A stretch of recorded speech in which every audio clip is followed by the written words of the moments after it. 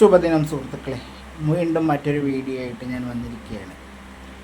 ഇത്തവണ ലാസ്റ്റ് ചെയ്ത 2 വീഡിയോയുടെ ഒരു എക്സ്പ്ലനേഷനാണ്. അപ്പം ഞാൻ സംവരണത്തെ സംബന്ധിച്ചൊരു വീഡിയോ ചെയ്തിരുന്നു. അപ്പോൾ എല്ലാവരും ചോദിച്ചു, നിങ്ങളത് ഒരു മറ്റേ പൊളിറ്റിക്സ് വെച്ച് സംസാരിക്കാമെന്ന് ചോദിച്ചു. അല്ല, ഞാൻ എൻ്റെ മനസ്സിലുള്ള കാര്യങ്ങൾ പറയാൻ വേണ്ടിയിട്ട് വീഡിയോ ചെയ്തതെന്ന് മാത്രമേ ഉള്ളൂ. എനിക്ക് യാതൊരുവിധ പൊളിറ്റിക്സും ഇല്ല. ഞാനൊരു പാർട്ടിയിലും അംഗമല്ല.